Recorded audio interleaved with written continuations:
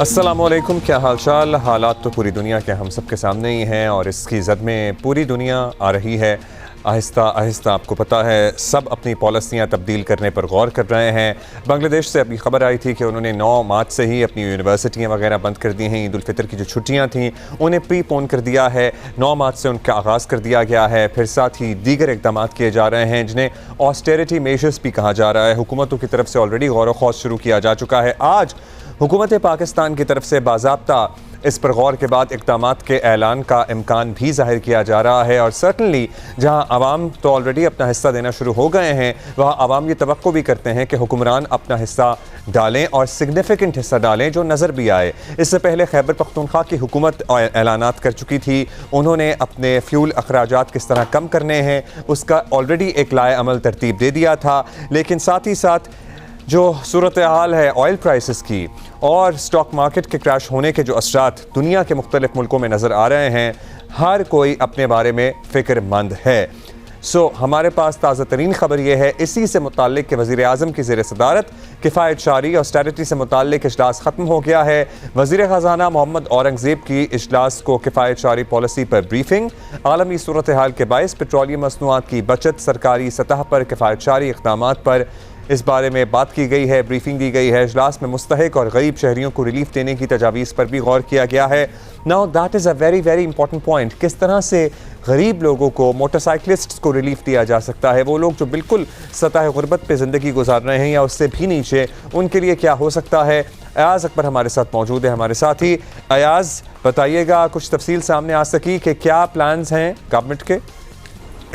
अब तो ये मीटिंग खत्म हुई है, काफी अला सतह पर मीटिंग थी जिसमें तमाम स्टेक होल्डर, वज़ीर आज़म की ज़ेर सदारत तमाम वज़ीर आला बशमूल गिलगित बल्तिस्तान, आज़ाद कश्मीर के वज़ीर आज़म, तमाम लोग इस मीटिंग के अंदर मौजूद थे। इस मीटिंग में वज़ीर ख़ज़ाना मोहम्मद औरंगज़ेब ने तफसीली जो है वो तमाम ब्रीफिंग दी कि इस वक्त खजाने की क्या पोजीशन है, जो ऑयल प्राइसेस है वो किस तरह उन्होंने हाइक किया है, किस तरीके से हम, और साथ साथ खाली ऑयल नहीं बल्कि पेट्रोलियम मसनूआत जितने भी हैं, जिसमें गैस भी है, LNG वगैरह, जो कि आपको पता है घरेलू मुसाफिरीन इसको इस्तेमाल भी करते हैं। तो तमाम चीजें डिटेल से इस पर गुफ्तगू हुई है। और वज़ीर आज़म ने इससे पहले हफ्ते को मीटिंग की थी, उसमें हो सकता था वफाक अपने तय जो है वो फैसला कर सकती थी, लेकिन क्योंकि खाली वफाक के लेवल की बात नहीं है, अगर वफाक कोई पॉलिसी अनाउंस करता है तो उसको फिर इम्प्लीमेंट करना तमाम सूबों में होना होता है। अगर सूबे ऑन बोर्ड नहीं होंगे तो फिर ये तमाम फैसले जो है वो सूदमंद साबित नहीं होंगे, कारआमद साबित नहीं होंगे। लिहाजा आज ये खुसूसी मीटिंग थी जिसमें काफी न सिर्फ वज़ीर आज़म बल्कि अस्करी क़यादत भी इस मीटिंग के अंदर मौजूद थी। तमाम चीजें डिटेल से जो है वो डिस्कस भी हुई। एक तो पेट्रोलियम मसनूआत की जो कीमतें हैं किस तरीके से इसको कंट्रोल किया जा सकता है, ऑल्टरनेटिव रूट्स क्या हो सकते हैं, साथ साथ जो पेट्रोलियम मसनूआत के जो इस्तेमाल में किस तरह कमी लाई जा सकती है, उस हवाले से तमाम चीजें सामने आई हैं। फिर सरकारी दफातर में जो वर्किंग आवर्स हैं या वर्क फ्रॉम होम वाली पॉलिसी है उसको कैसे इम्प्लीमेंट किया जा सकता है, साथ साथ स्कूल, यूनिवर्सिटी, कॉलेजेस जो है वो कैसे ऑनलाइन करके तमाम चीजों को कंट्रोल, तमाम ये चीजें हैं वो तफसील से डिस्कस हुई हैं। न सिर्फ अगर कोई पॉलिसी सामने आती है तो एक गरीब आदमी जो मोटरसाइकिल चलाता है, रिक्शा चलाता है, टैक्सी चलाता है, उसके रोजगार पे क्या असर पड़ेगा, ये तमाम चीजों को भी बगौर जायजा लिया गया है। तो ऐलान कब तक होगा? ये भी बता दें कि फिर इसके बारे में जो हतमी फैसले लिए जाएंगे, जो ब्रीफिंग होगी, वो कब तक मुतवक्के है? देखिए, यही मैं अभी आपसे कहना चाह रहा था कि इस हवाले से दो चीजें सामने हैं। कभी इम्कान है कि वज़ीर ख़ज़ाना जो है, वज़ीर ख़ज़ाना और वज़ीर इंफॉर्मेशन जो है अता तारिक साहब अब कुछ देर बाद जो है बाज़ाब्ता तौर पर इस पॉलिसी स्टेटमेंट का ऐलान कर सकते हैं। एक इम्कान ये भी है कि वज़ीर आज़म पाकिस्तान शहबाज शरीफ भी जो है इस पॉलिसी स्टेटमेंट के हवाले से आवाम को इत्मीनान में ले सकते हैं। अभी ये फैसला नहीं हुआ कि किस सतह पर इस तमाम फैसलों को जो है वो अनाउंस करना है। इस हवाले से हम भी इंतजार में हैं, हम भी राब्ते कर रहे हैं जराए से। जो भी खबर आई थी वो हमने आपके साथ शेयर की है, लेकिन हतमी फैसले क्या है और फैसले किस लेवल पे अनाउंस किए जाएंगे, इस हवाले से भी मुशावरत हो रही है। वज़ीर इत्तलाआत अता तारिक जो है अपनी टीम के साथ बैठ के इसको डिस्कस कर रहे हैं कि इसको जो है वज़ारत इत्तलाआत के हवाले से जो है उस लेवल पर अनाउंस किया जाए या वज़ीर आज़म। अच्छा, फिर ये यूनिफॉर्मली पूरे मुल्क पे लागू होगा? चारों सूबों के वज़राए आला, गिलगित बल्तिस्तान, आज़ाद कश्मीर, सबको ऑन बोर्ड लिया गया ड्यूरिंग दिस मीटिंग? जी अब्दुल्ला, इसीलिए जैसे मैंने आपको पहले भी कहा कि हफ्ते को एक मीटिंग हुई थी जिसमें वफाक की नुमाइंदगी थी, तो उसमें ये कहा गया कि अगर सूबे ऑन बोर्ड नहीं होंगे तो फैसले अगर हम करते हैं तो इम्प्लीमेंट तो सूबों ने कर रहे हैं, नीचे सतह पर, डिस्ट्रिक्ट लेवल के ऊपर, सूबे डिवीजन लेवल के ऊपर। तो इस हवाले से फिर ये आज मीटिंग जो है, खुसूसी मीटिंग आज बुलाई गई थी, जिसमें मैंने आपको पहले भी बताया कि वज़ीर आज़म के साथ अच्छी क़यादत भी मौजूद थी। तमाम चीज़ों को जो है वो तफसील डिस्कस किया गया। अब जो भी फैसला होगा वो तमाम सूबे इसको मनोअन जो है इम्प्लीमेंट करने के पाबंद होंगे। इसीलिए तमाम स्टेक होल्डर्स को इस मीटिंग में रखा गया था, ताकि अब जो भी पॉलिसी किफायतशारी पॉलिसी अनाउंस होती है और उसमें वर्क फ्रॉम होम है, पेट्रोलिंग जो उसका पेट्रोलियम मसनूआत इस्तेमाल में कमी है, दफातर, क्योंकि ना सिर्फ अब्दुल्ला को पता है कि अगर सरकारी दफातर और बाकी दफातर चलेंगे तो बिजली का इस्तेमाल है कितनी आ रही है। बिल्कुल ऐसा ही है। आपको पता है पावर जो हाउसेज है उसमें कई जो है वो गैस पे चल रहे हैं, गैस की कमी भी। गॉट इट अयाज अकबर, बहुत शुक्रिया, thank you for the update. And of course अब हम इंतजार करेंगे जब हतमी फैसले हो जाएंगे, फिर एक ब्रीफिंग होगी जिसमें पूरे मुल्क को साथ ही पता चल जाएगा कि how to take it forward from here on. Likely we should already assume कि यूनिवर्सिटी कॉलेजेस वगैरह जो हैं और तालीमी इदारे ऑनलाइन मूव हो जाएंगे। वैसे भी बहुत से स्कूलों में ईद की छुट्टियां इस हफ्ते के आखिर में या अगले हफ्ते के शुरू में होने वाली थी, सो द छुट्टियां वर ऑलरेडी यू नो ये वो चीज़ें हैं, क्योंकि अब्दुल्ला हमने वो ऑनलाइन एजुकेशन, अगर ऑनलाइन की सिर्फ इतने की बात की जाए तो चूंकि करके देख लिया है, we should not really wait for एक हुकूमती पॉलिसी। हमें भी तो नज़र आ ही रहा है क्या आ रहा है, तो बहुत से इंस्टीट्यूट्स को ऑलरेडी ये कर लेना चाहिए। You know, the institutes are really prepared for it. Yes. They are preparing for it, but at the same time वो कहते हैं जी जब तक बाज़ाब्ता ऐलान नहीं होता, ठीक है, okay, fine. so तो फिर वो बाज़ाब्ता हो भी ऐलान जाएगा। आज अभी से थोड़ी देर में शायद probably हो ही जाएगा। अब हुआ ये है कि अमेरिका और इजराइल की ईरान के खिलाफ शुरू की गई जंग जो है ना, वो तवक्को से भी ज़्यादा ख़तरनाक साबित हो रही है, और जैसे जैसे जंग फैल रही है दुनिया भर के माशी नुकसानात का दायरा भी फैलता जा रहा है। और दीगर मुल्कों की तरह पाकिस्तान स्टॉक एक्सचेंज जो है शदीद मंदी की जद में है, और 100 इंडेक्स आज आपने देख ही लिया होगा कि 7.5% नीचे चला गया है। तो ऑलमोस्ट इसको वर्ड जो यूज़ किए जा रहे थे ना, वो ब्लड बात किया जा रहा था। 11,000 से ज़ायद पॉइंट्स की कमी रिकॉर्ड की गई है। पहले से महंगाई की चक्की में फंसे पाकिस्तानी अवाम शदीद मुतासर हो रहे हैं। हुकूमत के पेट्रोल और डीजल की कीमतों में 55 रुपये फ़ी लीटर इजाफे के बाद हर शोबे में रॉकेट की रफ्तार से महंगाई बढ़ रही है। और आज सुबह जो ऑयल प्राइसेस में मार्केट खुली थी, लिटरली 55 रुपए का इजाफा भी ऐसा लग रहा था कि कहीं ज़्यादा ना करना पड़ जाए। तो 321 की जो बात है हमारे यहाँ अभी जितने पे पेट्रोल बिक रहा है, अगर ये कीमतें बरकरार रहती हैं, ऑल्दो 117 से दोबारा 110-11 पे आया है क्रूड ऑयल, लेकिन अगर ये कीमतें बरकरार रहती हैं या इसी के इर्द गिर्द मंडलाती रहती हैं तो शायद 390, 380, 400 के इर्द गिर्द हम देख सकते हैं। मतलब ये हम ये देख सकते और हैं वाली बात हो रही है। और इसीलिए हमें अपनी कंजम्पशन को कर्ब करना है, कम करना है। और इसीलिए तो ये सारे मेजर्स वर्क फ्रॉम होम वगैरह क्यों कर रहे हैं, मतलब इसीलिए ताकि ये चीज़ें ना हो। अब हुकूमत पर तनकीद की जा रही है कि गैर यकीनी हालात में कीमतें बढ़ाना सबसे आखिरी ऑप्शन होता है, जिसका जो दिल चाह रहा है इस कीमत पर अपना जो है ना वो सौदा कर रहे हैं। और ये but it has to be streamline, जो कि इंशाल्लाह वी विल सी टुडे। सूबाई हुकूमतें जो हैं हमेशा की तरह ऐसे नाजायज़ मुनाफाखोरों पर चेक रखने में सॉर्ट ऑफ नाकामी है, और मुल्क भर के ट्रांसपोर्टर्स ने बसों के किराए जो हैं वो बढ़ा दिए हैं। और कराची में बस का किराया कम से कम 30 रुपये से बढ़ाकर 50 और ज़्यादा से ज़्यादा 100 रुपये भी बढ़ा दिया गया है। सो 30 भी हो रहा है, 100 भी हो रहा है। तो बेसिकली जिसका जो दिल चाह रहा है, जो बेसिक था ना 30 रुपीज़, अब 30 कुछ भी नहीं है। द मिनिमम इज 50 नाउ, और जो ज़ाहिर है लंबे रूट से उनमें 100 रुपये भी रूट पे बढ़ाए गए हैं। कराची के डेयरी फार्मर्स तो पहले ही हमने बता दिया था, कल ही कह रहे थे कि 100 रुपये दूध की कीमत में बढ़ाए जाएं। फ़ी लीटर की बात कर रहे हैं, 220 है तो वो कह रहे हैं 320 करें। माहिरीन खबरदार कर रहे हैं कि हालात यही रहे तो महंगाई के इस तूफ़ान में मज़ीद शिद्दत आएगी। खदशा जाहिर किया जा रहा है कि मुल्क में महंगाई 11% तक पहुँचने का खदशा है, लेकिन आज स्टेट बैंक ने बुनियादी शरह सूद 10.5% पर बरकरार रखी है।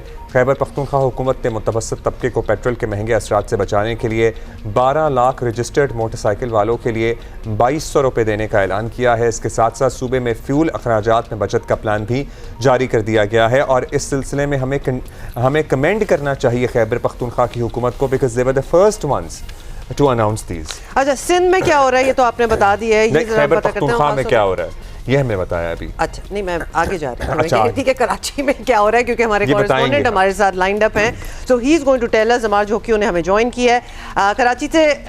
पूरी हमें एक फहरिस्त दे रहे हैं कि how things are being tackled in, आपने अभी केपी का बताया, पेशावर का बताया, आप बताएं कराची में क्या हो रहा है। कराची में अगर लोकल ट्रांसपोर्ट की बात करें तो लोकल ट्रांसपोर्टर्स ने आज खुद नोटिस लेते हुए किराए बढ़ा दिए। हुकूमत की जानिब से जो आपने लिस्ट बताई वो हुकूमत की जानिब से जारी करदा नहीं है, कहीं कहीं पर लिखा हो, अगर उस लिस्ट को नीचे देखेंगे तो वो रूट परमिट जिनको इशू किया गया है उन्होंने लगाई है। ज़्यादातर हमने ये देखा है कि कोई रूट परमिट के हवाले से किसी के पास जो है वो लिस्ट लगी हुई नहीं है। किरायों के हवाले से किराए किसी ने 10 रुपये बढ़ाए तो किसी ने 30 रुपये बढ़ा दिए। उसके हवाले से हम रिपोर्ट करने गए थे आज दिन में भी, तो हमने देखा कि यहाँ पर झगड़े की सूरत हाल भी थी, क्योंकि कोई एक गैर यकीनी सी सूरत हाल है। सेक्रेटरी जो हैं रीजनल ट्रांसपोर्ट अथॉरिटी के, उनसे हमने रब्ता करने की कोशिश की, क्योंकि वो सब इन मामलों को रेगुलेट करते हैं, उनका एक काम है, मगर उन्होंने कोई जवाब नहीं दिया। हुकूमत अब भी खामोश है, कोई रेगुलेटरी पॉलिसी सामने नज़र नहीं आ रही। वज़ीर ट्रांसपोर्ट सिंध ने थोड़ी देर कबल जो बयान दिया था उसमें उन्होंने कहा था कि सेक्रेटरी ट्रांसपोर्ट को हम पाबंद करने के एक्शन लें, मगर सेक्रेटरी ट्रांसपोर्ट ने अभी तक तो जो इंटरसिटी बस फेयर्स होते हैं उनके किरायों का तयन नहीं किया। जो फेयर्स कमेटी है वो अभी तक गैर फ़ाल है। जो चंद माह कबल हमने बात की थी कि एक फेयर्स कमेटी ने रेट लिस्ट जो है वो जारी करानी है या मंजूर करानी काबीना से, वो अभी तक मंजूर नहीं हो सकी। तो हुकूमत की जानिब से कोई रेट बाज़ाब्ता तौर पर जो है उसका ऐलान नहीं किया गया। तो ये कहना कि गैर कानूनी है तो ये समझ से बालादर है कि गैर कानूनी किस तरह से, क्योंकि कानूनी रेट भी कोई मार्केट में सामने नहीं है। ये तो मार्केट ड्रिवन रेट है, जिसका जो दिल चाहता है वो बढ़ा देता है, और हुकूमत से मौक़िफ़ जाने की कोशिश करते हैं तो अफसरान कोई मौक़िफ़ देने से गुरेज़ा होते हैं, वो मौक़िफ़ नहीं देते। तो इस हवाले से जो बेचैनी की सूरत हाल है, ट्रांसपोर्टर से हमने बात की। जो पब्लिक ट्रांसपोर्ट है, जो कराची के ट्रांसपोर्ट जो पीपल्स बस सर्विस है, इसके किरायों की क्या सूरत हाल है? उनके किराए अभी बढ़े नहीं हैं, क्योंकि वो तो हुकूमत के हाथ में, हुकूमत ने अभी तक कोई ऐलान नहीं किया। मगर एक कन्फ्यूजन थी, 1-2 माह कबल के किराए बढ़ा दिए गए। वो ये था कि कार्ड सिस्टम अनाउंस करा दिया गया था। जो कार्ड सिस्टम आ गया था तो कार्ड के बाद क्या हुआ था कि जो कम से कम किराया था वो 80 रुपये ही था, मगर क्योंकि गवर्नमेंट को चाहिए था कि उस कार्ड के ऊपर इंसेंटिव देती, गवर्नमेंट ने उल्टा काम कर दिया कि जो कैश में किराया पे करेंगे वो कम से कम 100 रुपये पे करेंगे। तो इस वजह से लोगों को लगा कि किराया बढ़ गया, मगर जो किराया एक्चुअल 80 रुपये था, कम से कम 80 और 120 रुपये, वो 80 रुपये तो कार्ड पे था। जो वेरिएशन आती थी 120 रुपये वाली, वो कार्ड के ऊपर नहीं आती थी, कार्ड में सिर्फ 80 रुपये किराया होता था। तो लोगों को लगा कि शायद कम से कम किराया 80 रुपये से बढ़ाकर गवर्नमेंट ने 100 रुपये कर दिया, मगर वो कैश में बढ़ा दिया गया था। मतलब वो इन्फॉर्मेशन सही तरह नहीं दी गई थी कि अगर आप कार्ड लें तो आपको सस्ता ही पड़ेगा। ये इन्फॉर्मेशन सही तरह इम्पार्ट नहीं की थी। बहुत शुक्रिया जमार झोकियो हमें अपडेट करने का। Let's take you now Lahore. Hafsa Usman बता रही हैं वहाँ क्या सूरत हाल है और किराए वगैरह भी क्या है वहाँ। जी बिल्कुल, लाहौर में पेट्रोलियम मसनूआत की कीमतों में इजाफे के बाद अब जो है वो ट्रांसपोर्टर्स ने भी जो है वो बसों के किरायों में इजाफा कर दिया है। इस वक्त जो पुराना रेट है लाहौर से पिंडी जाने का वो तकरीबन 2250 रुपये किराया वसूल किया जा रहा था, जो अब बढ़ के 2480 रुपये कर दिया गया है। इसी तरह से कराची जाने का जो किराया है वो 3000 रुपये के इजाफे के बाद जो है वो अब 13000 रुपये कर दिया गया है। इसी तरह से अगर हम बात करें लाहौर से मरी जाने का नया किराया जो है वो 3100 रुपये से बढ़कर जो है वो 3720 रुपये किराया कर दिया गया है।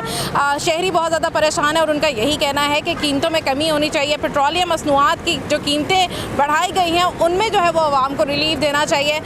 ये तो बात थी बसों के किरायों की। साथ ही साथ आपको बताते चले कि पाकिस्तान रेलवेज़ ने भी जो है वो अपने किरायों में इजाफा कर दिया है। जो पाकिस्तान रेलवे की जो इकॉनमी क्लास है उसमें तकरीबन 5% जो है वो किरायों में इजाफा कर दिया गया है। इसके साथ साथ जो एसी क्लास सर्विस है, जो ट्रेन जो है वो एसी वाली हैं, उनका जो किराया है वो 10% तक जो है वो बढ़ा दिया गया है, जबकि जो माल गाड़ियां हैं उनका किराया जो है वो 20% तक जो है वो बढ़ा दिया गया है। It's the same story everywhere.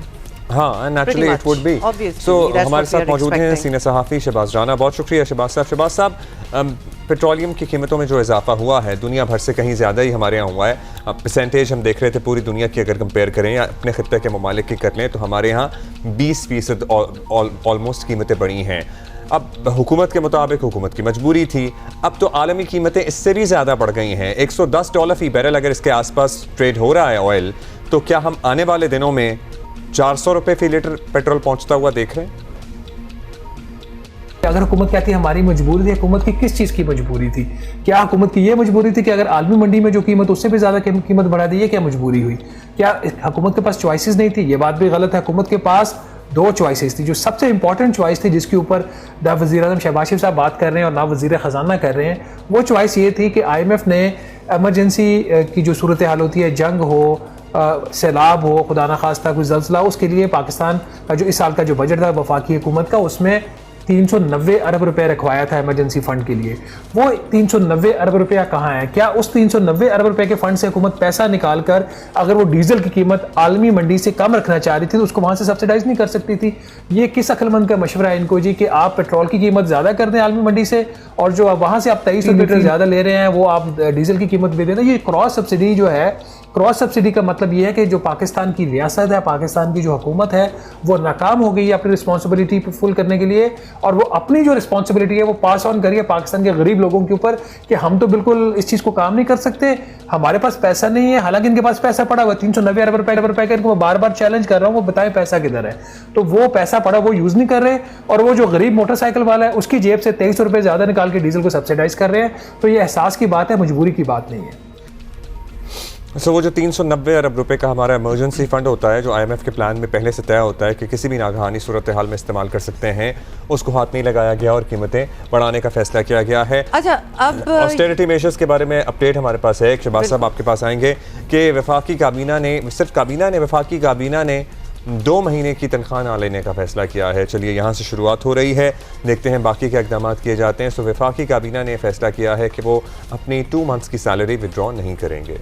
Okay, there you have it. Shahbaz Rana हमारे साथ हैं। अच्छा शहबाज, ये बताएं कि तेल महंगा होने के बाद किराए तो फौरी बढ़ गए, मतलब दैट हैपेंड इंस्टेंटली और बाकी असरात भी आ रहे हैं, अब हम देख ही रहे हैं और हुकूमतें ये कंट्रोल नहीं कर पा रही। कुछ माहिरीन ये समझते हैं कि ऐसे ही चला तो पाकिस्तान में महंगाई जो है वो 30-35% तक जा सकती है। इन्फ्लेशन की हम बात कर रहे हैं, क्या आपको भी we are daunted by these figures? हम सिर्फ ये आपसे मशवरा कर रहे हैं कि आपको लग रहा है कि यहाँ तक बात चली जाएगी या फिर वील नेवर गो देयर? जो सरकारी दादोशुमार है महंगाई के वो हमेशा मुख्तलिफ होते हैं जो ग्राउंड के ऊपर महंगाई होती है। आपने बिल्कुल सही कहा, जैसे कीमतें बढ़ी हैं, सब्ज़ी की कीमत, फ्रूट्स की कीमत, पब्लिक ट्रांसपोर्ट, हर चीज़ की जो कीमत है वो बढ़ना शुरू हो गई है और लगता है ऐसे कि हुकूमत के पास इन चीज़ों के ऊपर कोई कंट्रोल नहीं है। एक चीज़ ज़रूर है जो एक इसमें हुकूमत ने एक काम जो ठीक किया है, इनको कीमत बढ़ाना थी। मैं खुद ये बात कह रहा हूँ, ये नहीं हो सकता कि आदमी मंडी में कीमत बढ़ रही हो आप उसको रोके रखें एक लंबे अरसे के लिए। हाँ, ये ज़रूर था कि जो इमरजेंसी फंड था वहाँ से सब्सिडाइज कर सकते थे, जो पेट्रोलियम लेवी के जो टैक्सेस थे उनको कम कर सकते थे। महंगाई अब आगे बढ़ने वाली है, लेकिन 2 आपको नंबर्स नज़र आएंगे। एक सरकारी नंबर होगा महंगाई का जिसमें आपको बहुत ज़्यादा कोई महंगाई बढ़ने के असरात इसलिए नज़र नहीं आएंगे कि हमारी जो कंज्यूमर प्राइस इंडेक्स है, जो CPI की जो बास्केट है, वो गुड्स एंड सर्विसेज की बास्केट जिसकी बेस के ऊपर हर महीने जो पाकिस्तान ब्यूरो ऑफ स्टैटिस्टिक्स है वो अपने अदाद-ओ-शुमार महंगाई के अनाउंस करता है, उसमें जो पेट्रोल का वेट है वो बहुत कम है। चूँकि पेट्रोल का वेट कम है उसके अंदर, तो आपको CPI के अंदर उस तरीके से महंगाई के असरात नज़र नहीं आएंगे, लेकिन जो लोगों की ज़िंदगियाँ हैं उनके ऊपर आपको डेफिनेटली बहुत ज़्यादा उस पर असरात नज़र। अच्छा, बाहर इजलास भी हुआ है, तफसीली मेजर्स की बात की जा रही है कि ख़ुद भी कुछ मेजर्स ले रहे हैं। अभी 2 महीने की तनख्वाह जो है ना लेने का ऐलान किया गया है, फैसला किया गया है। गैस हमारे पास वैसे ही ख़त्म हो रही है, जितने आने थे कतर से कार्गोज़ वो नहीं आ सक रहे, तेल भी महंगा है और शॉर्ट भी हो रहा है। सो हुकूमत कुछ ना कुछ तो कर ही रही है। क्या ऐसा कोई तरीका है कि आम आदमी या गरीब आदमी पे असर डाले बगैर कुछ सॉर्ट आउट किया जा सके ये मामला? तो जादू टाइप ही आप बातें कर रहे हैं, क्या सॉर्ट आउट होना है? जी बताएं शहबाज। देखिए, पहली बात है कि मुल्क के अंदर पेट्रोलियम मसनूआत की कोई किल्लत नहीं है आज के दिन तक। हम जब बात करें पेट्रोल और डीजल की, पाकिस्तान में कोई किल्लत नहीं है। आप पेट्रोल पंप के ऊपर जाएं, आपको पेट्रोल मिलेगा। वो अलहदा बात है कि आप आलमी मंडी से भी 23 रुपये फ़ी लीटर ज़्यादा देके अपने मोटरसाइकिल में पेट्रोल डलवाएंगे, तो किल्लत वाली कोई बात नहीं। हाँ, जो LNG है वो एक मसला है। अब LNG की जो सप्लाईज़ है वो कतर से आ रही हैं मेजर हमारी 90%। तो कतर ने फोर्स में जो डिक्लेयर कर दिया, जो उसका डिक्लेयर करना बनता भी है, जो जंग के हालात हैं, जो उसके जो गैस फील्ड्स के ऊपर जो अटैक्स भी हुए हैं, तो उसके बाद तो वहाँ से सप्लाईज़ हैं। लेकिन हुकूमत ऑल्टरनेट के ऊपर काम कर रही है। 2 चीज़ें इस वक्त हो सकती हैं। एक तो ये कि ऑल्टरनेट में इन्होंने जिन कंट्री से रब्ता किया था वहाँ पे जो प्राइस इनको LNG की मिल रही है हुकूमत को, वो बहुत ज़्यादा मिल रही है, तो वो शायद मुमकिन। और इसकी जो LNG की राशनिंग हो सकती है जिसमें हुकूमत गालिबन फर्टिलाइज़र जो फर्टिलाइज़र प्लांट्स हैं उनकी गैस कम करने जा रही है, उनको सप्लाई। फर्टिलाइज़र के बाद फिर CNG स्टेशंस हैं, फिर आपकी इंडस्ट्री है तो उनको गैस की सप्लाई कुछ कम है, फिर पावर प्लांट्स भी हैं, तो पावर प्लांट्स में भी इनके पास कुछ ऑल्टरनेट है। हुकूमत कोशिश ज़रूर कर रही है। शुक्रिया आपका। बहुत शुक्रिया शहबाज राना साहब। जी, पेट्रोलियम मसनूआत की ऐसा कोई किल्लत नहीं है, फ़िलहाल नहीं है। We have ample supply. और शुरू में जब ये तूफ़ान उठना शुरू हुआ था, आगाज़ हुआ था इस क्राइसिस का, तो ये बताया जा रहा था कि we have a supply for almost 30 days. लेकिन जाहिर है कि कीमतें उसकी बढ़ाई गई हैं, जितनी आलमी मार्केट में बढ़ी थी उससे ज़्यादा हम ऑलरेडी बढ़ा चुके थे। अच्छा, हमारे पास ताज़ा तरीन आ रहे हैं जी ऑस्टेरिटी मेजर्स से मुताल्लिक। हाँ बिल्कुल टिकर्स। और हमारे पास खबर क्या है? तवानाई की फराहमी और आलमी मंडियों में कीमतों के उतार चढ़ाव के हवाले से चैलेंजेस दरपेश हो सकते हैं। और ये जो ब्रीफिंग दी है ना वज़ीर ख़ज़ाना ने, उसमें उन्होंने सारी बातें की हैं, ये हुई हैं। और उन्होंने कहा जी मौजूदा बैनुल-अक़वामी सूरत हाल के तनाज़ुर में माशी इस्तेहकाम के लिए बरवक्त इक़दामात नागुज़ीर हैं। वज़ीर आज़म ने कहा कि मुश्किल सूरत हाल में हुकूमत अवाम को ज़्यादा से ज़्यादा रिलीफ फराहम करे। वज़ीर आज़म की वफाकी काबीना, मुंतखब नुमाइंदों और आला सरकारी अफसरान को ख़ुसूसी हिदायत थी। ये जो ब्रीफिंग हुई है उसके हवाले से हम आपको बता रहे हैं। वज़ीर आज़म का वसाइल के मौसर इस्तेमाल और आवाम को रिलीफ फराहमी के लिए मुश्तरका किरदार अदा करने की ज़रूरत पर ज़ोर। इससे क्या इनका मुराद होगी कि सारे सूबों को एक साथ ही ऑब्वियसली तमाम सरकारी मुलाजिमीन वज़रा को सादगी और किफ़ायतशारी इख्तियार करने की तलकीन, किफ़ायतशारी और बचत से मुताल्लिक हिदायत सनती और ज़रई शोबों पर लागू ना करने का प्लान है। सो इंडस्ट्रीज़ और एग्रीकल्चर को फ़िलहाल ना छेड़ने का प्लान है। बाकी अदरवाइज़ तमाम जो शशकें हैं वो कम करने की बात की जा रही है। इंडस्ट्रीज़ और एग्रीकल्चर पीछे क्या रह जाता है? मतलब हर चीज़ ही एक इंडस्ट्री ही होती है, हर चीज़ की इंडस्ट्रीज़ हैं। मतलब this okay, let's just put it this way that this needs to be specified. और जिस ब्रीफिंग का हम इंतज़ार कर रहे हैं उसमें ज़्यादा डिटेल में ये बात होगी। हाँ, और खैबर सूबाई हुकूमतों को भी आउट ऑफ द बॉक्स कुछ सोचने की ज़रूरत है। हमने देखा है कि खैबर पख्तूनख्वा में मोटरसाइकिलिस्ट्स के लिए उन्होंने 2200 रुपये की एक सॉर्ट ऑफ सब्सिडी या फिर ग्रांट का ऐलान किया है पर पर्सन पर मोटरसाइकिल, जिससे सर्टनली फ़र्क पड़ेगा, इससे रिलीफ मिलता है गरीब आदमी को। क्या पंजाब या सिंध या बलूचिस्तान इसी तरह का कोई प्लान अफोर्ड कर सकते हैं? और पंजाब में तो हम सबको पता ही है, जाहिर है अभी अगर वो कुछ इम्प्लीमेंट करें तो बड़े अच्छे से कर सकते हैं। सो लेट्स सी क्या होता है। लेट्स सी, लेकिन जल्दी ये फैसले हो जाएंगे and of course we will bring them to you. इस वक्त हम एक छोटी सी ब्रेक ले रहे हैं। Will be right back. Welcome back. आपको बताएं, और हम सारे तो ऑब्वियसली गिन ही रहे हैं कि अमेरिका, इजराइल और ईरान के दरमियान जंग जो है वो 10वें रोज़ में दाखिल हो चुकी है। It feels like it has been going on forever. Israeli फ़ौज का कहना है कि ईरान पर हमलों की नई लहर शुरू की है और ईरान ने भी इजरायली और खलीजी ममालिक की जानिब मिसाइल दागे हैं। दूसरी जानिब आपको ये भी बताएं, ईरानी क़यादत ने आयतुल्लाह अली ख़ामेनी की शहादत के बाद उनके बेटे मुश्तबा ख़ामेनी को मुल्क का नया सुप्रीम लीडर मुकर्रर कर दिया है।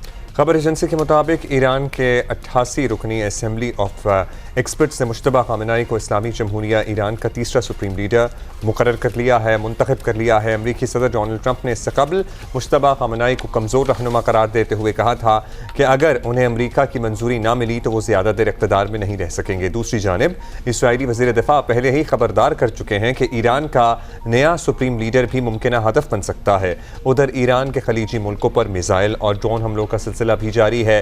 बहरीन में ईरानी ड्रोन हमले में जजीरा में 32 अफराद ज़ख्मी हुए हैं। बहरीन की वजारत सेहत के मुताबिक तमाम ज़ख्मी बहरीनी शहरी हैं, जिनमें 4 की हालत तशवीशनाक है। ज़ख्मियों में बच्चे भी शामिल हैं। खबर एजेंसी के मुताबिक बहरीन की ऑयल रिफाइनरी से भी धुआं उठता दिखाई दिया है। अच्छा, थोड़ा सा आपको लिस्ट ऑफ जो जहाँ बहक अफराद हैं उनकी भी दे दें, बिकॉज ये पूरा खित्ता जो है वो सारा ही इफेक्टेड है। तो यूएई में आपको बता दें कि अब तक 2 जाने गई हैं, दोनों पाकिस्तानी और एक तो डेबरी गिरने से ब्रिज पे बरशा। अगर आप लोग दुबई जाते हैं, मतलब very central area of Dubai. Doha में भी कोई धमाके नहीं रुके, रात भी शदीद हमले हुए हैं और धमाकों की आवाज़ पूरे शहर में गूंजती रही।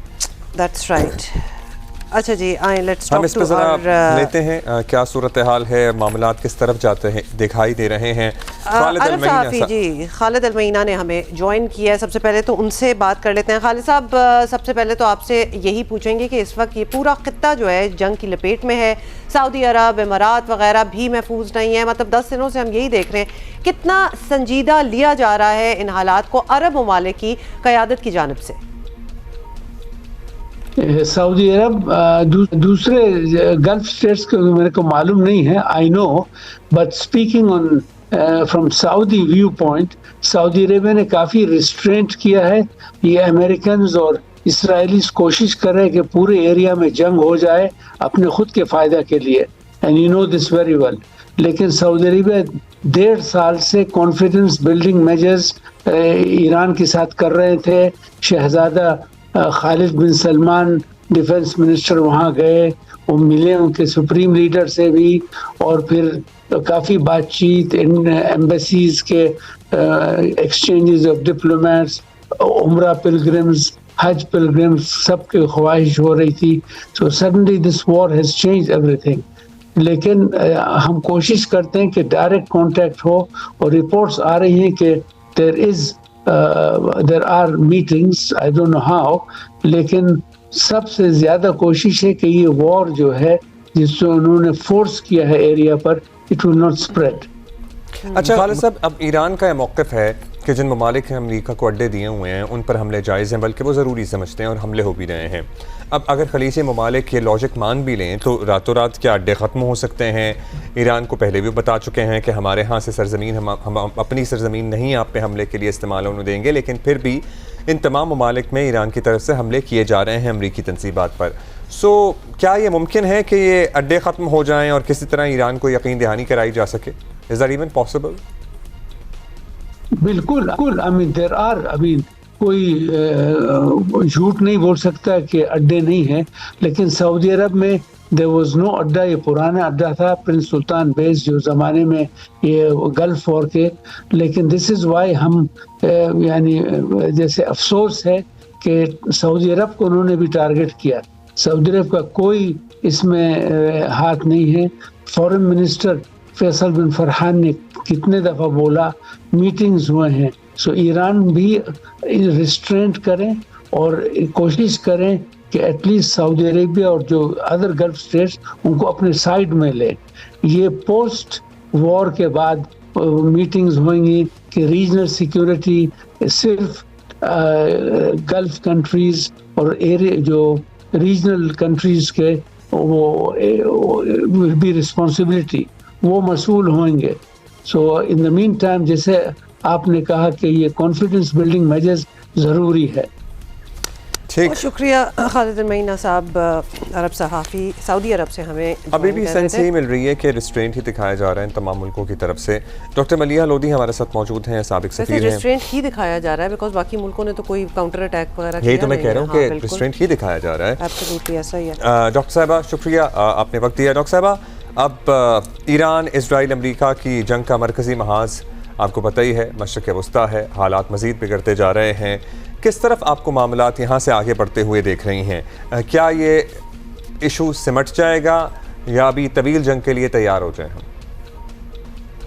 हालात तो यकीनन बिगड़ते जा रहे हैं और ये आइंदा हफ्ता मेरी नज़र में बहुत ही डिसाइसिव होगा, और इस हफ्ते शिद्दत भी जंग इख्तियार करेगी, और साथ साथ हमें ये भी शायद इंडिकेशन मिले कि क्या कोई डी एस्केलेशन मुमकिन है या नहीं। अभी तो इज़राइल और अमेरिका ने तेज़ कर दी है अपनी मिलिट्री कैंपेन, और जिस तरह से वो हस्पतालों को, स्कूलों को और रेजिडेंशियल बिल्डिंग्स को टारगेट बना रहे हैं वो तो आपके सामने है, जिस पे यूएन की मुख्तलिफ एजेंसीज़ जो हैं उन्होंने कंसर्न शो किया है और वो कहना शुरू किया है कि ये तो बिल्कुल इंटरनेशनल लॉ की खिलाफ वर्जी है। लेकिन लगता ये है कि सदर ट्रंप को जो बताया जा रहा है, उनकी फ़ौजी क़यादत जो बता रही है उनको, वो ये है कि जंग is not going his way, यानी कि उनके फेवर में नहीं फ़िलहाल जा रही, जिसकी वजह से मैं समझती हूँ कि वो कुछ डेस्परेट किस्म की चीज़ें भी कर सकते हैं। अब ये कि उन्होंने कोशिश की कि जो इराक़ में ईरानियन कुर्द हैं उनको कहा जाए, उनको आर्म किया जाए, असला दिया जाए कि वो एक ऑफेंसिव शुरू करें ग्राउंड पे और वहाँ कोशिश करें सैबोटाज करने की। लेकिन वहाँ भी जो चीज़ सामने आ रही है वो ये है कि उनकी तरफ से, कुर्दों की तरफ से कोई दिलचस्पी नहीं है फ़िलहाल। लेकिन इससे जो चीज़ सामने आती है वो ये कि देखिए डेस्परेट हो रहे हैं, अब अमेरिका डेस्परेट हो रहा है, और डेस्परेशन में ख़तरा ये होता है कि फिर आप कोई ऐसी चीज़ कर बैठते हैं जिससे फिर आप मुड़ नहीं सकते, no return, point of no return. तो ये बहुत ही सीरियस सिचुएशन है। और ईरान की तरफ से भी, हालांकि ईरान ने कहा है, ईरानियन सदर ने कहा है कि वो नहीं चाहते कि और हमले हों GCC ममालिक पे, लेकिन ये भी उन्होंने कहा है साथ साथ कि अगर वहाँ से उन पे हमले होते हैं तो फिर जाहिर है ईरान को भी ये हक हासिल है कि वो भी उसका जवाब दें। सो बहुत ही सीरियस सिचुएशन है। फाइटिंग जो है या जो कॉन्फ्लिक्ट है वो इंटेंसिफाई कर रही है। एंड एज आई सेड, ये वाला जो हफ्ता आने वाला है ये हो सकता है कि ये डिसाइसिव हो। यू आर वेरी राइट कि ये हफ्ता जो है अभी स्टार्ट हुआ है Monday, so this is going to be a very decisive week. Doctor Maliha sahiba, Pakistan इस वक्त जो है वो सारी जो गल्फ स्टेट्स हैं, सऊदी अरब वगैरह, उन सबको इंगेज कर रहा है और ईरान से राब्ते भी होंगे। ये कोशिश तो ऑब्वियसली अपनी जगह, लेकिन असल फरीक तो अमेरिका है। और सवाल ये है कि अमेरिका को कौन समझा सकता है, कौन बात कर रहा है अमेरिका से? Is it even our place? सदर ट्रंप को मेरा ख्याल है दो चीज़ें ही इन्फ्लुएंस कर सकती हैं। एक तो ये कि जिस तरह से हमले हुए हैं GCC ममालिक पे और उनकी ऑयल और गैस इंफ्रास्ट्रक्चर जिस तरह से उस पे हमले हुए हैं, जिसकी वजह से LNG तो बिल्कुल ही बंद हो गई है कतर में उसकी प्रोडक्शन, और तेल का भी अब वहाँ से स्ट्रेट ऑफ हॉर्मूज से निकलना मुश्किल होता जा रहा है। सऊदी अरेबिया की भी एक ऑयल रिफाइनरी को अटैक किया गया है। सो आई थिंक जो इकोनॉमिक इम्पैक्ट है, मुआशी इम्पैक्ट है, जिससे कि ग्लोबल सप्लाई अफेक्ट हो सकती है बहुत बुरी तरह से तेल और गैस की, उससे जो मेरा ख्याल है एक प्रेशर बन रहा है, वो हो सकता है कि उसकी वजह से ट्रंप को कहना शुरू करें, GCC ममालिक कहना शुरू कर देंगे कि आप सीज फायर करें, जंग जल्दी ख़त्म करें, इसलिए कि हम ये अब और मुआशी डैमेज बर्दाश्त नहीं कर सकते। तो अच्छा, आपने भी ये कहा डॉक्टर साहबा कि ये जो हफ्ता है बड़ा डिसाइसिव हो सकता है, ये भी पता लग जाएगा कि मामला किसी डी एस्केलेशन की तरफ जा रहे हैं या नहीं जा रहे हैं, जो कि अभी नहीं नज़र आ रहा कि जा रहे हैं। अगर अंदाजे ही हमने लगाने हैं तो क्या कहा जा सकता है, ये मामला महीनों तक चल सकता है या हफ्तों में निमट सकता है या उससे भी तवील प्रॉबेबली? अभी तक तो कोई ऐसी इंडिकेशन नहीं आई, ना ही किसी मुल्क ने कोई मीडिएशन की है या उसकी ऑफ़र की है, ना ही ये कोई नज़र आ रहा है कि कोई डी एस्केलेशन की तरफ सूरत हाल जा रही है। तो अब ये तो बहुत ही मुश्किल है कहना कि ये जंग कितनी तवील हो सकती है, क्या ये दिनों में ख़त्म हो सकती है या ये हफ्तों में जारी रहेगी। इसका कुछ मैं समझती हूँ इस वक्त अंदाज़ा हमें नहीं है। दोनों तरफ से ईरान ने तो बार बार ये कहा है कि आप जितना मर्जी बमबारी करें, लेकिन ईरान तैयार है और वो रिस्पॉन्ड करने को तैयार है, और वाकई ईरान करता है रिस्पॉन्ड। मेरा ख्याल है जो चीज़ अमेरिका ने शायद मिस कैलकुलेट की और इजराइल ने भी, उनका ख्याल था कि एक दो दिनों में ये बात ख़त्म हो जाएगी, ईरान की हुकूमत गिर जाएगी, और जो उनका असल ऑब्जेक्टिव है, जो असल उनका एम है रजीम चेंज, वो ऑटोमेटिकली हो जाएगा और ईरान में कोई नई हुकूमत आ जाएगी जो फिर उनके साथ मिलकर काम करेगी। तो ये तो नहीं हुआ और ना ही होगा। मुझे कोई रजीम कोलैप्स या रजीम चेंज नहीं नज़र आ रही। तो अगर ये ऑब्जेक्टिव है, जो कि लगता तो यही है कि और क्या ऑब्जेक्टिव हो सकता है, और ये तो कहा भी है उन्होंने, इतनी बात तो की है उन्होंने अमेरिका में इंतज़ामिया ने, ट्रंप इंतज़ामिया ने। तो अगर ये ऑब्जेक्टिव है तो फिर ये ऑब्जेक्टिव अगर अचीव नहीं होता तो फिर काफ़ी देर तक भी जंग चल सकती है। लेकिन इससे जो डेवस्टेशन हो रही है, मैं समझती हूँ, और जो इकोनॉमिक फैक्टर जिसका मैंने पहले भी जिक्र किया, वो बहुत ही, यानी कि वो तो ग्लोबल इकोनॉमीज को हिला के रख देगा। इकोनॉमीज पे जो असर आ रहा है, जाहिर है शायद वो कंपेल कर दे किसी तरह। अभी तो रशिया और चाइना नहीं एक्टिवली इस जंग के अंदर, क्योंकि वो तो बिल्कुल ही एक ग्लोबल वॉर वाली सिचुएशन हो जाएगी। और डॉक्टर साहिबा जो आप कह रही थी, ये रोल जो है ना, ये खलीजी ममालिक का बहुत अहम रोल है इसमें कि they need to really put their foot down, कि हम वो कितना बर्दाश्त कर सकते हैं। So thank you. बहुत शुक्रिया डॉक्टर मलिहा लोधी साहिबा। अभी एक ब्रेक ले रहे हैं, this is going to be a headline break, वापस आएंगे कुछ देर बाद। अच्छा जी, वेलकम बैक। हमने आपको बताया था मॉनेटरी पॉलिसी कमेटी ने शरह सूद को 10.5 पर बरकरार रखने का फैसला किया है। स्टेट बैंक के मुताबिक जनवरी के इजलास के बाद माशी आदात का बहाव अंदाजों के मुताबिक रहा। मशरक़ वस्ता में जंग के आगाज़ के बाद कुल्ली माशी सूरत हाल काफ़ी गैर यकीनी का शिकार है। मशरक़ वस्ता जंग से ईंधन के दाम और बार बरदारी और बीमे के अखराजात यानी इंश्योरेंस के अखराजात। साथ ही आपको बताएं कि तनाज़े की शिद्दत मुल्क की मईशत पर गहरे असरात मरतब कर सकती है। स्टेट बैंक का ये कहना है। फरवरी 2026 में महंगाई की शरह बढ़कर 7% हो गई और फरवरी तक मुल्की ज़र मुबादला के ज़खायर 16.3 अरब डॉलर तक पहुँच गए। बार बरदारी is like transportation, goods transportation, ऐसा ही लग रहा है जी, बिल्कुल यही कहाँ है। से लेके आए वैसे ये वर्ड कहाँ से लाए? सोच ही लो, मैंने तो नहीं दिया होगा। अच्छा जी, ये है हमारे पास। अब ये ऑब्वियसली आपको पता है कि बहुत सी खबरें हैं जो इस तरह हमें या तो एक प्रॉपर ब्रीफिंग अभी जो होनी है जिसको हम एक्सपेक्ट भी कर रहे हैं, any time it will happen, और बाकी जो खबरें निकल रही हैं वो हम आपके सामने रख रहे हैं। इन द मीन टाइम आपको पता है ना कि वो किसने देखा मैच? सो कल T20 का फाइनल भी हुआ। वैसे cricket lovers would have watched that match because it was quite a match. India जीता, of course. India versus New Zealand था। न्यूजीलैंड बिल्कुल, अच्छा न्यूजीलैंड, साउथ अफ्रीका, पाकिस्तान, जो हम मुल्क हैं ना सारे, हम चोक कर जाते हैं। मतलब जब हमारे बारे में तो खैर ये पता ही होगा, बट न्यूजीलैंड आल्सो तो चोक करेंगे। No we have this problem also. हम अपनी सतह पे जहाँ पहुँचते हैं वहाँ भी चोक कर जाते हैं। इन एनी केस न्यूजीलैंड को तो हमने चोक करते हुए कल देखा, और कल ही कह भी दिया था हमने, हाँ कि होगा। मगर जिस तरह की क्रिकेट उन्होंने मतलब कोई लिहाज भी नहीं रखते ना वो, तो जिस तरह की अपने घर में बैठे हुए हैं, क्यों लिहाज करें? आईसीसी, हम भी तो अपने घर में बहुत कुछ खेलते हैं। आईसीसी T20 वर्ल्ड कप का फाइनल दिफाई चैंपियन भारत ने जीत लिया है। 96 रन से शिकस्त दी है उन्होंने न्यूजीलैंड को। अहमदाबाद में मार्का हुआ, 5 विकेटों पर 255 रन बनाए इन्होंने, 255 रन बनाए हैं। T20 की बात हो रही है, मतलब क्या चल रहा था समझ नहीं आ रहा है। आपको पता है 255, आई थॉट कि 300 तक जाएंगे। The way they were playing, 89, Ishan Kishan 54, Abhishek Sharma चले जो पूरे टूर्नामेंट में नहीं चले, कल चल गए। टीम उन्होंने 52 रन दिए। पाकिस्तान के लिए इस मैच में काफी सबक थे और ये सबक लेने भी चाहिए। मतलब द फीलिंग यू सी। अच्छा, सब जानते हैं कि इंडिया खेल में सियासत लाता है और अक्सर आईसीसी के फैसलों पर बराह रास्त असरअंदाज भी होता है और इससे मैनिपुलेशन जो है ना उसको कहा जाता है, तो मैनिपुलेट भी करता है। लेकिन इस बात से भी कोई इनकार नहीं कर सकता कि इंडिया ऑन ग्राउंड बहुत कोई हाई लेवल की क्रिकेट खेलते हैं, तो लिहाजा बाकी सारी चीज़ें इधर उधर हो जाती हैं when you play the way you play. Okay, और अब तो उन्होंने कह दिया है कि उनकी नज़र तो अब ओलंपिक्स पे है और ओलंपिक्स से गोल्ड मेडल पे है actually.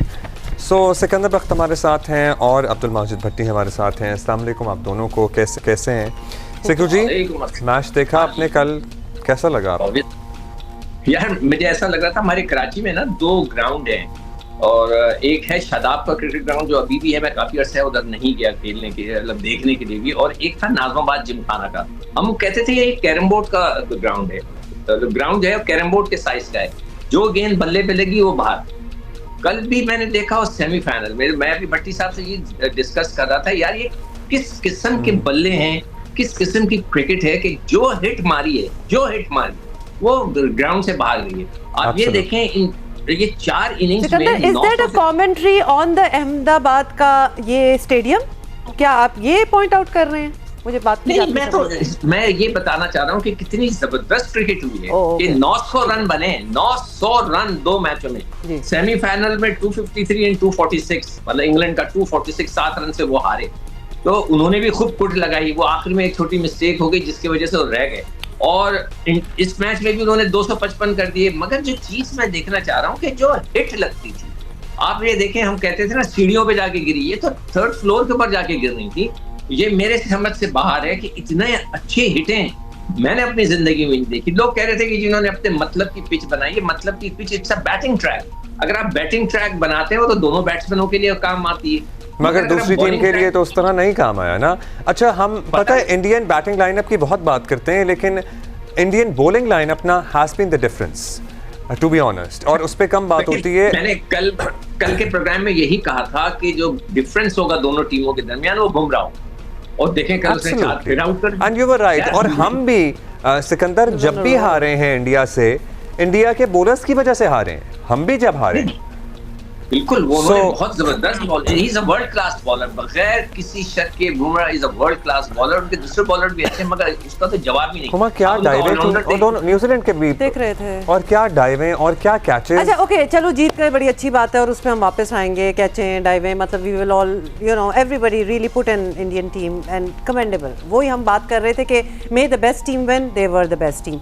Now let's move forward. Bhatti sahab, इससे ज़्यादा कंट्रोवर्शियल टूर्नामेंट हम, मतलब हर टूर्नामेंट ही ऑलमोस्ट कंट्रोवर्शियल आजकल होता जा रहा है, but this has been by far the most, because इसमें सिर्फ पाकिस्तान इंडिया वाला इशू नहीं चल रहा था, इसमें कितने और मुल्क इन्वॉल्व थे। इसमें बांग्लादेश का सबसे पहले तो स्टार्ट होते ही बांग्लादेश वाला तनाज़ा आ गया था। इसको आप मतलब अगर आपने एक्सप्लेन करना हो गोइंग फॉरवर्ड, क्योंकि अभी तो बहुत से टूर्नामेंट्स और होने हैं, किस तरह एक्सप्लेन करेंगे? और पिच को लेके भी बहुत सारी कंट्रोवर्सीज आ रही हैं उसमें भी। जी देखें, इसमें तो कोई शक नहीं कि हिस्ट्री का मोस्ट सक्सेसफुल टूर्नामेंट भी है और मोस्ट कंट्रोवर्शियल टूर्नामेंट भी है। right. आप देखें कि ये जो मैच हुआ, ये सिर्फ बैट्समैनों का मैच था।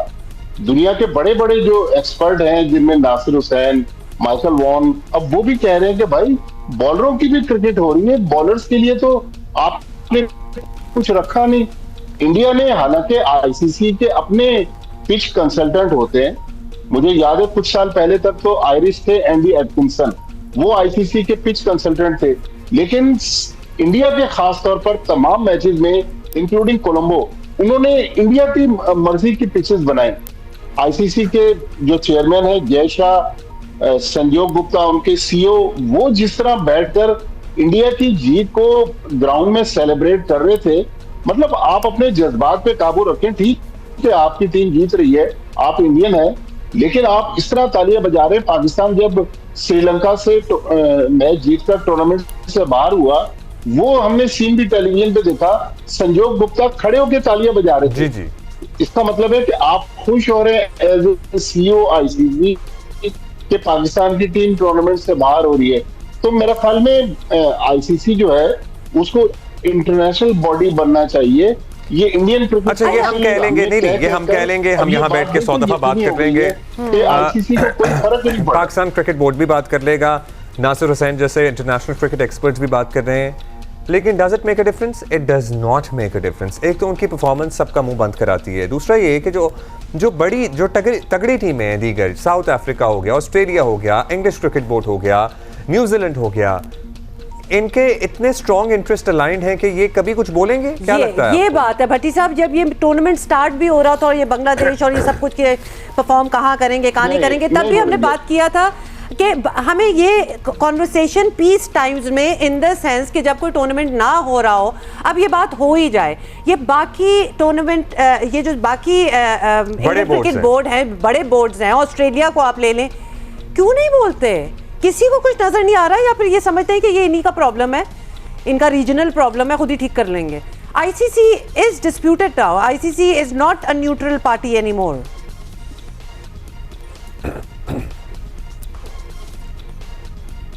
भट्टी साहब देखें, इंडिया के पैसे में इतनी ताकत है कि ये जितने मुल्क हैं, जिसमें इंग्लैंड, न्यूजीलैंड, साउथ अफ्रीका, ये जी मैं कह रहा हूं कि इंडिया के पैसे में इतनी ताकत है कि ये जितने बड़े मुल्क हैं, England, Australia, New Zealand, south Africa, ये बोलने के लिए तैयार ही नहीं है। देखिए पाकिस्तान की क्रिकेट, इसमें कोई शक नहीं कि आज काफी नीचे है, लेकिन मोहसिन नकवी साहब को ये क्रेडिट तो जाता है कि उन्होंने आईसीसी को ऑन द टोज रखा, उनको बताया कि भाई आप जो हैं वो इंटरनेशनल बॉडी बनकर दिखाएं।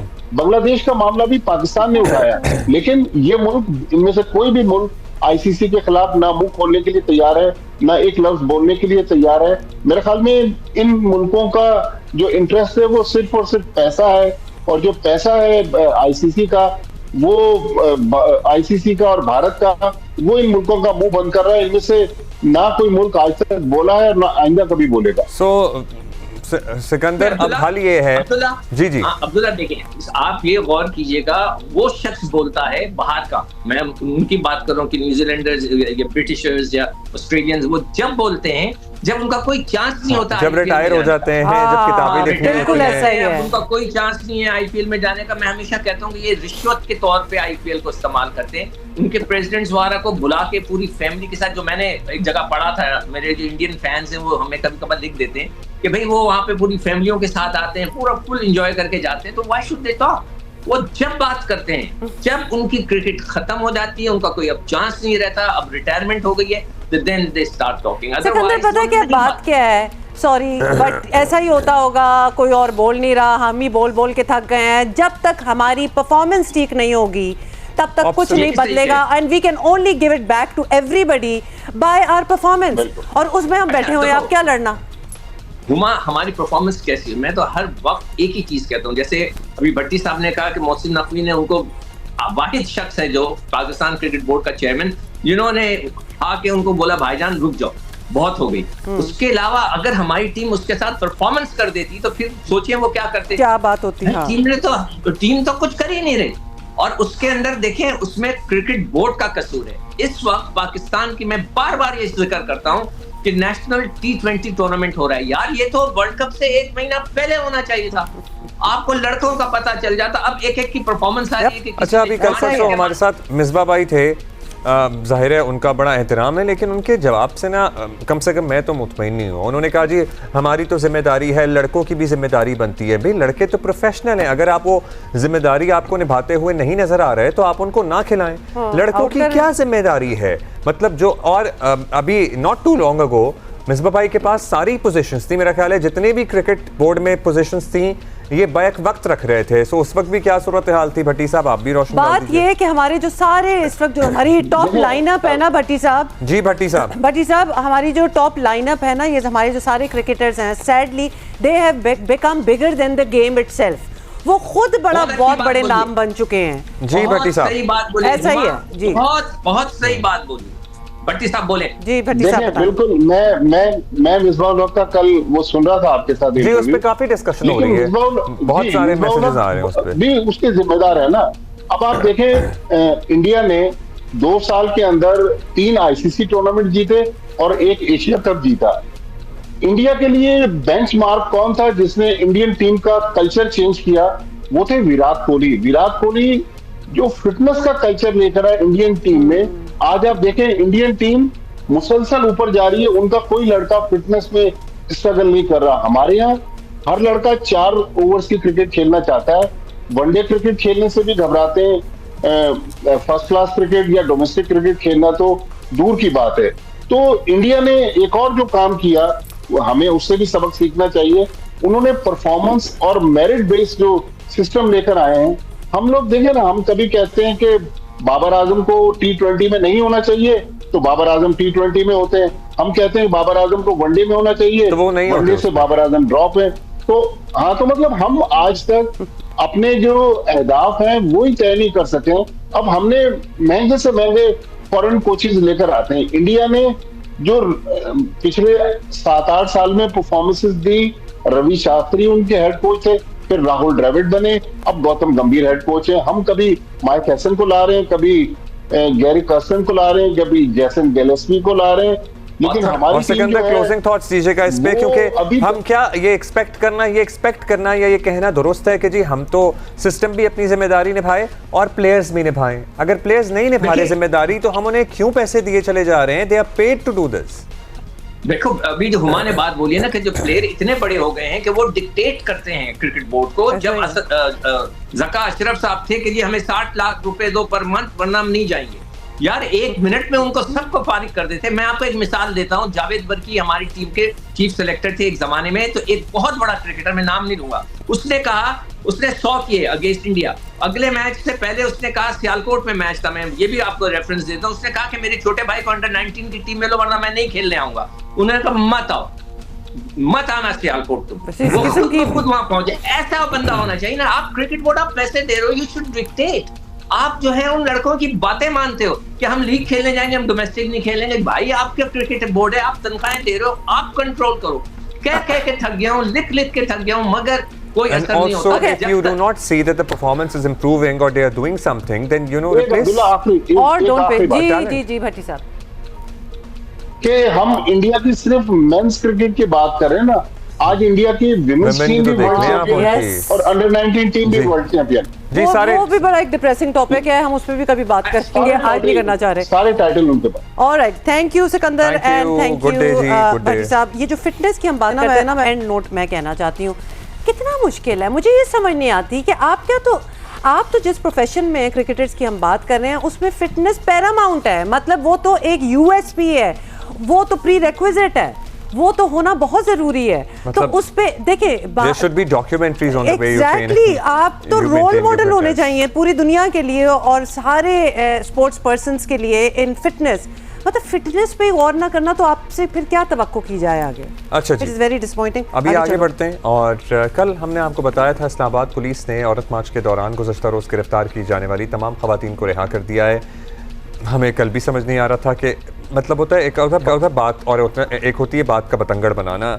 हाँ, ये हमें कल भी वैसे समझ नहीं आई थी कि ख़वातीन को गिरफ्तार किया गया, इंतज़ामिया को इस पर सख्त तनकीद का सामना भी है और तो और पुलिस ने कवरेज के लिए आने वाले बाज मर्द और खवातीन सहाफियों को भी हिरासत में क्या मतलब ओवर के लिए हो गया ना। इसको एक टर्म होता है जिसमें कहते हैं कि हम मतलब सब कुछ ही लपेट लेंगे। मतलब क्यों भाई, क्या हो रहा था? कुछ होता है, ओवरकिल करते हैं। आपने राई का पहाड़ लिटरली बनाया। पुलिस का मौक़िफ़ था कि औरत मार्च के मुंतज़मीन ने रैली के लिए एनओसी नहीं दिया, मगर औरत मार्च के मुंतज़मीन का दावा था कि एनओसी के लिए डिप्टी कमिश्नर को दरख्वास्त की गई थी। अच्छी बात यह हुई कि पुलिस ने औरत मार्च के दौरान हिरासत में ली गई। वैसे इसमें क्या ही अच्छी बात है, मतलब छोड़ ही देना, छोड़ना ही था क्या, उनको घर लेके जाना, मतलब व्हाट वर यू थिंकिंग कि करना क्या था। तो खवातीन के जो हकूक़ के लिए काम करने वाली कारकुन फरजाना बारी ने इल्ज़ाम लगाया है कि लेडी पुलिस के साथ मर्द पुलिस एहलकारों ने भी मुजाहिरीन पर तशद्दुद किया, तो लिहाजा they were also involved in the whole process. Dua Mirza हमारी साथी कल भी हमें बता रही थी इस इशू से मुताल्लिक। दुआ, कल जब आपसे बात हुई थी तो वाक़या बड़ा इब्तिदाई सा था, आप वहीं थी मौजूद और आप बता रही थी कि जो खवातीन आ रही हैं, मतलब इनको पूछने भी आ रही हैं, उनको भी लॉकअप में डालते जा रहे हैं। अब खवातीन को छोड़ दिया गया है, क्या सारी सूरत हाल सामने आई और क्यों एक्शन लिया था पुलिस ने? ये जी, कल औरत मार्च की कॉल थी और हमने रिपोर्ट किया था कि F6 पर जब खवातीन ने जमा होना शुरू किया तो उस वक्त पुलिस ने क्रैकडाउन किया, उनको हिरासत में ले लिया। फिर जो भी G7 वुमेन पुलिस थाने पर गया उसको भी हिरासत में लिया गया और पुलिस की जानिब से मौक़िफ़ अपनाया गया कि इन खवातीन ने दफ़ा 144 की खिलाफ वर्जी की है, जिसके बायस इनको यहाँ से हिरासत में लिया गया है और किसी भी तरह के इज्तिमा पर पाबंदी थी, सबको बताया गया था। और पुलिस ने ये भी हमें बताया कि हया मार्च था, इसके अलावा शहीद सालवी की एक रैली थी, उन्होंने दफ़ा 144 की वजह से इसको मौखर कर दिया, जबकि औरत मार्च ने इसको मौखर नहीं किया। औरत मार्च की इंतजामिया की जानिब से कहा गया था कि उन्होंने NOC के लिए अप्लाई किया, उसको परसू भी किया, लेकिन डिप्टी कमिश्नर ऑफिस ने उनको कोई भी जवाब नहीं दिया, जिसकी वजह से उन्होंने ये तस्लीम किया कि शायद ये हाँ ही है और उन्होंने खामोशी का जवाब चूँकि हाँ समझा और फिर वो इकट्ठे होना शुरू हुए। लेकिन पुलिस की जानिब से गुज़श्ता रात यानी 7 मार्च की रात को उनको एक शोकाज नोटिस भी दिया गया था, जिसमें क्लियरली ये बताया गया है कि कोई भी ऐसा इस्तेमाल करने की इजाज़त नहीं दी जा सकती। पुलिस का ये कहना है कि चूँकि उन्होंने वायलेशन की इसलिए उनको गिरफ्तार किया गया और हिरासत में लिया गया। काफ़ी और भी वॉलंटियर्स को, लीडरशिप को भी थाने में रखा गया और उसके बाद जो भी वहाँ पर प्रोटेस्ट करने गया पुलिस स्टेशन के बाहर, उसको कार्य सरकार में मुदाखलत की दफात के तहत हिरासत में लिया गया। लेकिन रात को करीबन 11 बजे उन तमाम लोगों को छोड़ दिया गया। लेकिन ऑर्गेनाइजर से, वॉलंटियर से और जितने भी लोग हामी थे इस मार्च के, उनसे एक अंडरटेकिंग ली गई जिसमें माफ़ीनामा लिखवाया गया कि उन्होंने चूँकि 144 के खिलाफ वर्जी की है, इसलिए वो पुलिस की हिरासत में रहे हैं। अच्छा दुआ, ये बताएं कि जिन खवातीन को पकड़ा गया था उन्हें छोड़ भी दिया गया, लेकिन उन पर कोई मुकदमा, कोई FIR वगैरह नहीं हुई, तो कल को कोई और मसला ना बन जाए। माफीनामे साइन कराएं उनसे, माफीनामे साइन करवाएं। तो जरा इसका डिटेल दें इसकी। जी, कल शाम तक हम इस इशू को परसू कर रहे थे तो उनके वकील यानी औरत मार्च इंतजामिया के वकील खावर शाह से हमारी बात हुई तो उन्होंने बताया कि FIR का मतन, जिसको इस्तगासा कहते हैं, उसको IG इस्लामाबाद अली नासिर रिजवी के पास भेजा गया था अप्रूवल के लिए और उस इस्तगासा में कहा गया था कि 144 की वायलेशन के तहत 188 की दफ़ा के तहत कार्रवाई होगी। इसके अलावा कार्य सरकार में मुदाखलत करने पर भी कार्रवाई होगी। उस मतन में लिखा हुआ था कि इस पर FIR दर्ज होगी, लेकिन अभी अप्रूवल का वेट किया जा रहा था और किसी भी किस्म की कोई FIR दर्ज नहीं हुई थी। अलबत्ता IG इस्लामाबाद ने इसका अप्रूवल नहीं दिया और खबर शाह का ये कहना है कि प्रेशर्स थे उनके ऊपर अगेंस्ट भी और फेवर में भी, जिसकी वजह से कोई ऐसा रिटन मुकदमा दर्ज नहीं हुआ और पुलिस ने इसीलिए तमाम खवातीन को अंडरटेकिंग के बाद छोड़ दिया। और पुलिस का ये कहना है कि उनका गुड कंडक्ट था जिसकी वजह से उन्होंने खवातीन को छोड़ दिया है। लेकिन साथ साथ खवातीन हमें अभी भी सोशल मीडिया पर ये करती हुई नज़र आ रही हैं कि पुलिस ने उनके साथ नारवा सलूक किया, पुलिस ने उनको तशद्दुद का निशाना बनाया। डॉक्टर फजाना बारी समेत दीगर ऑर्गेनाइजर्स की वीडियोस भी हमने आपके साथ शेयर की हैं और यही कहना उनका। लेकिन इसके अलावा कोई चूँकि रिटन डॉक्यूमेंट ऐसा नहीं है सिवाय माफ़ीनामे के, तो आइंदा कोई ऐसा मुकदमा भी दर्ज होगा इस पर तो कुछ कहना कबल वक्त। ओके, थैंक यू, बहुत शुक्रिया दुआ Mirza. So that was the end of it. अच्छा, ब्रेक लेते हैं, वापस आ रहे हैं थोड़ी देर में। वेलकम। अच्छा, हम रोज़ कोई ना कोई चैरिटी, कोई ना कोई हस्पताल, कोई ऐसी चीज़ जिस पे हमें पूरा ट्रस्ट होता है, एतमाद होता है, वो हम आपके सामने रखते हैं क्योंकि रमज़ान मुबारक वो महीना है जहाँ पाकिस्तानियों की ज़्यादातर तादाद जो है ना वो अपने साल भर की ज़कात और खैरात निकालती है। सो हम इसको अपनी रिस्पॉन्सिबिलिटी समझना स्टार्ट हो जाते हैं that we need to point you to the right direction. अच्छा, एक जीता आप दे सकते हैं। एक जिंदा मोजज़ा मैं कहता हूँ, एक अस्पताल है हमारे यहाँ जिसे कहते हैं इंडस अस्पताल। कुरंगी में 2007 में शुरू हुआ और आज आप जाके इसका इंफ्रास्ट्रक्चर, इसमें मिलने वाली इलाज की सहूलतें और मुफ्त सहूलतें और इसका निज़ाम देखें तो आप शशदर जिसे कहते हैं, उर्दू का लफ्ज़ है, रह जाते हैं। आप यू शॉक हो जाते हैं, शॉक हो जाते हैं, स्टन हो जाते हैं basically. Is the right word actually. So और इसके बानी और सदर डॉक्टर अब्दुल बारी खान साहब हमारे साथ मौजूद हैं। सर, आप फ़ख्र पाकिस्तान हैं, आप और आप तमाम लोग। आपने जिस तरह इस काफ़िले का आगाज़ किया, मतलब आप तन्हाई चले थे लिटरली, काफ़िला तो फिर बनता चला गया। अब माशाल्लाह multiple new structures we also see around the Indus hospital. बहुत आपके इरादे नेक भी हैं और आपके एम्बिशियस भी हैं, इंक्लूडिंग अ मेडिकल कॉलेज। वो बताइएगा इस साल क्या करने का इरादा रखते हैं और पिछले साल से अब तक क्या क्या चेंज हुआ? बिस्मिल्लाहिर्रहमानिर्रहीम। बहुत शुक्रिया आपका। एक तो ये है कि इंडस हॉस्पिटल अब एक इंडस हेल्थ नेटवर्क हो गया है। मतलब हम पूरे पाकिस्तान में कोई 15 हॉस्पिटल्स हैं हमारे, कोई 110 से ज़्यादा प्राइमरी हेल्थ के क्लिनिक्स हैं हमारी, फिजिकल रिहेबिलिटेशन सेंटर्स हैं 4, ब्लड सेंटर्स हैं 4। तो हम माहाना कोई 5 लाख मरीज पूरे नेटवर्क में देखते हैं और वो टोटली फ्री। तो नई बिल्डिंग में हमने मूवमेंट शुरू कर दी थी और आज तक अल्हम्दुलिल्लाह 500 बेड ऑपरेशनल हैं इस बिल्डिंग के अंदर और इंशाल्लाह जून तक ये 700 हो जाएंगे और दिसंबर तक ये 1000 हो जाएंगे और इंशाल्लाह 2027 जून तक ये 1350 हो जाएंगे। Indus university of health sciences भी जो है ना उसकी बिल्डिंग भी तैयार इंशाल्लाह सितंबर में हो जाएगी।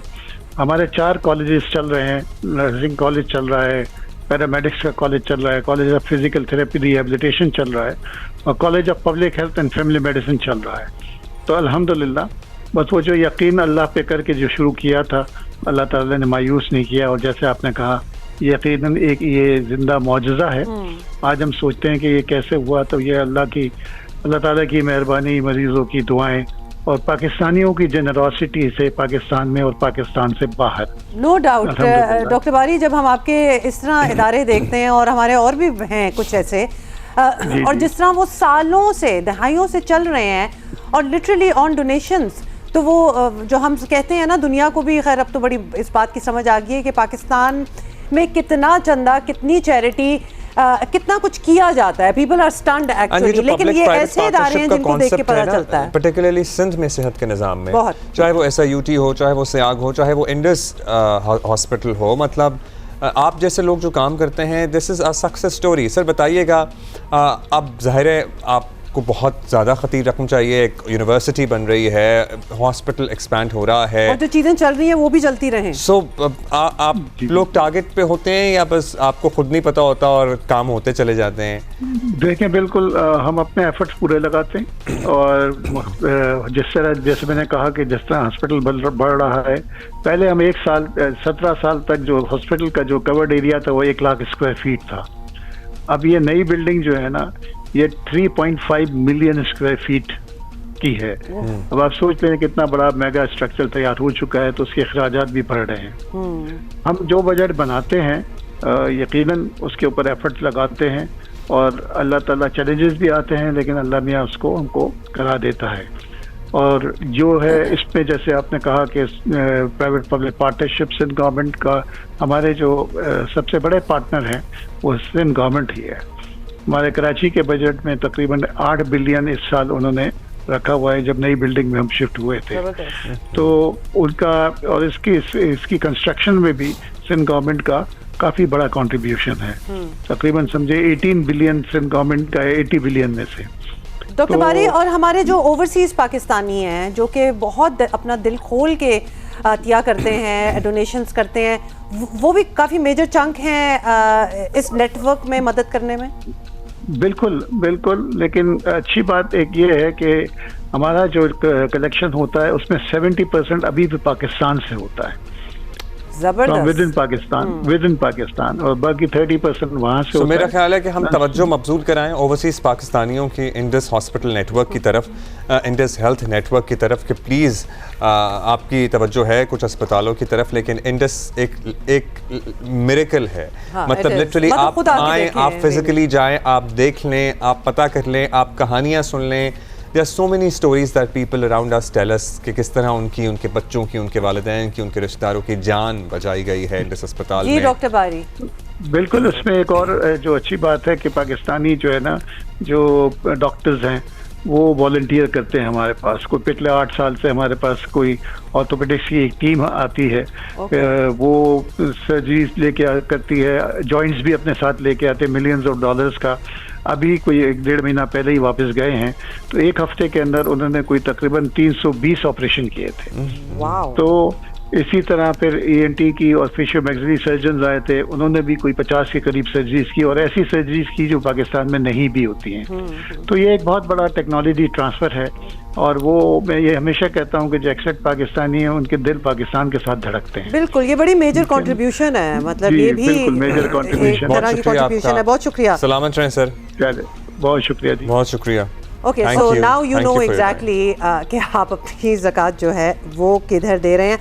हम अलबत्ता ले रहे हैं एक छोटी सी break We'll be right. and we'll be here। भाई बहुत ही शकील बातें हो गई हैं, कुछ खाना पीना हो जाए। Thank you. यासिर फारूकी शक्कर से दिखा रहे हैं क्या चल रहा है वहाँ पे इफ्तारी। Let's do that. बिल्कुल, इफ्तार के दस्तरखान पर चटपटी चीजें ना हो तो इफ्तार का मजा नहीं आता है, और यही वजह है कि घंटा घर की जो चाट है वो इंतहाई मशहूर है पूरे सूबे में। जहां आम दिनों में तो यहाँ खासा रश होता ही है, लेकिन इफ्तार से पहले 2-3 घंटे पहले यहाँ पे रश शुरू हो जाता है और यहाँ पे चाट की फरोख्त शुरू हो जाती है। यहाँ पे आने वाले खरीदारों से बात करते हैं कि इस चाट की क्या खास बात है। ये पुराने चाट वाले हैं, इनका जायका भी अलग होता है और एक अलग ही इनका एक क्रेज होता है अफ्तारी के अंदर। इसका जायका बहुत अच्छा होता है, हम तकरीबन 2 साल से खाते हुए आ रहे हैं, इसकी टेस्ट बहुत अच्छी है माशाल्लाह। जी बिल्कुल, यहाँ आने वाले शहरियों का कहना है कि ये चाट काफी लजीज और जायकेदार होती है, और यहाँ पे 3 बजे से ही इसकी फरोख्त का अमल शुरू हो जाता है। ये पार्सल बना के थैलियाँ रख लेते हैं। सिंगल प्लेट 100 रुपए, डबल प्लेट 200 रुपए की होती है। ज्यादा रश ना लगे इस वजह से ये पार्सल का इंतजाम करके लगते हैं, और फौरी तौर पे यहाँ पे फरोख्त का सिलसिला जारी रहता है। जी all right, good, all right, that is it. मजे की वैसे चटनी तो अच्छी लग रही थी, और उसी पे मेरी नजर थी।